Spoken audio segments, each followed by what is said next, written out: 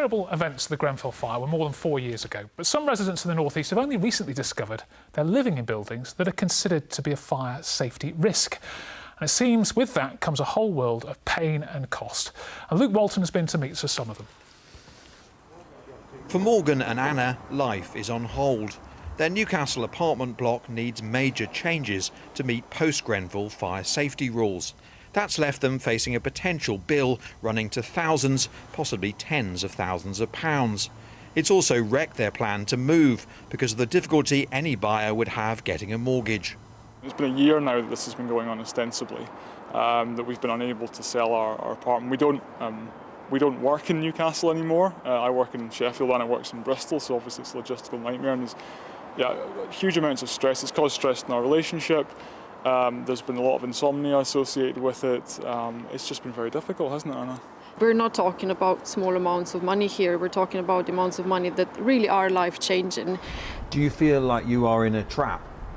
Absolutely. Look, that's a very good way to describe it, I would say. That's exactly how we feel. We are at the stage in our lives where we would like to have a family, and we just don't feel that it's remotely responsible to bring a child into this situation.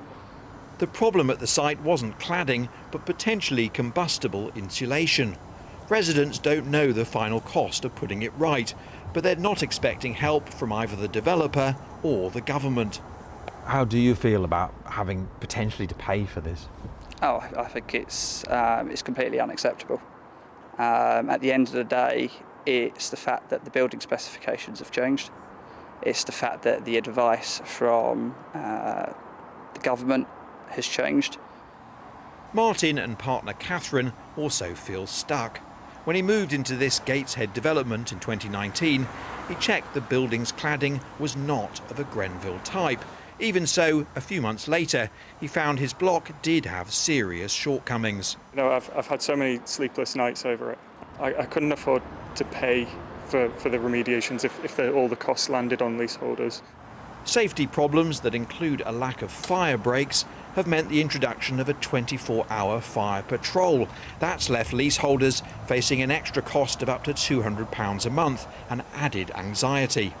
To be told that the building is so unsafe that it requires 2 people 24 hours a day to ensure that it's not on fire, you know, it sounds ridiculous, really, that level of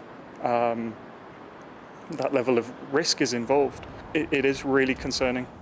A government spokesperson said owners and industry should make buildings safe without passing on costs to leaseholders, and we'll ensure they pay their fair share with a new levy and tax. We are further protecting leaseholders from costs through unprecedented funding of £5 billion to remove dangerous cladding from all high-rise residential buildings. a North Yorkshire Conservative says leaseholders still need more help. You can't say leaseholders should have been aware of this stuff when they bought their apartments. Nobody was really aware of the scale of this problem. We really need to do something to get this moving forward quite quickly. And I think, certainly there's more that can be done, I think. After the Grenfell tragedy, a push to make homes safer. But its complex implications have left many feeling abandoned and frustrated. Well, Luke's here now. Luke, these are very powerful stories. What hope have these people got of financial help? Well, Richard, there are basically two categories here.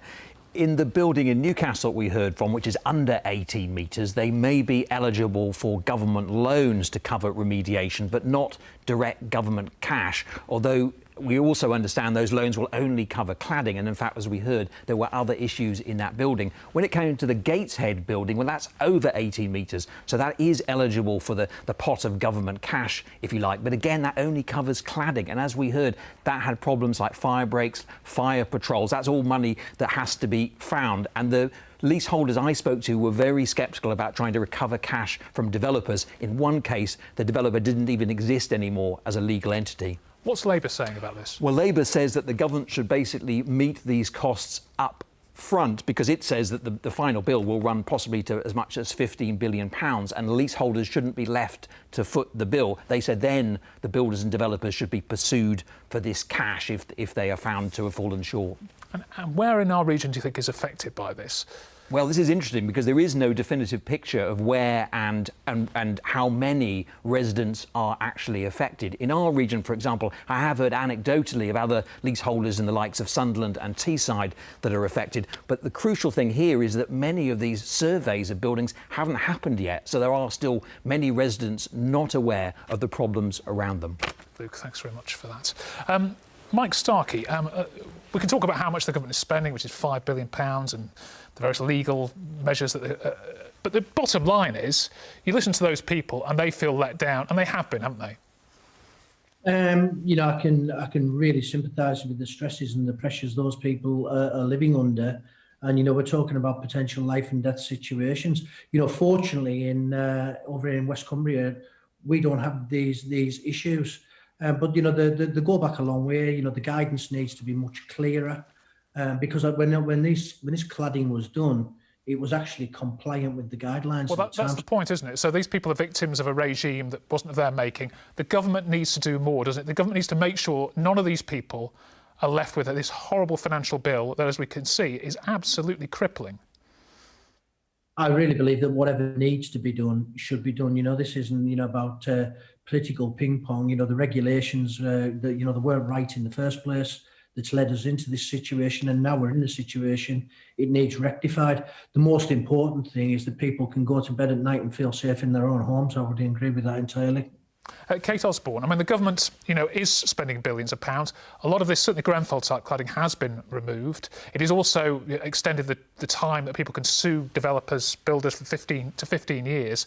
Does it need to do any more than that? Absolutely, it does, Richard. I mean, the government, again, have been far too slow to act on this. Their failure to remove flammable cladding is an absolute disgrace. And we in the Labour Party have repeatedly urged the government to address building safety concerns and support people up and down the country who have been caught up in this. And I deeply sympathise with people who are in this position, and the anxiety and the stress that's being caused to them. It's been 4 years since the tragic fire at Grenfell Tower. So I think it's alarming that there's still 700,000 people still living in high-rise blocks with this flammable cladding. Labour does want, the taxpayer to intervene a bit more, spend a bit more, but it also wants to try and see if we can, the taxpayer can recover the cost from the builders. As we've heard, there's almost no chance of getting that. The taxpayer is going to end up footing this huge bill, isn't it? When it's a lot of the time, it's the developers that should do. Well, what the government need to establish the extent of the cladding, first of all, and prioritise buildings according to risk.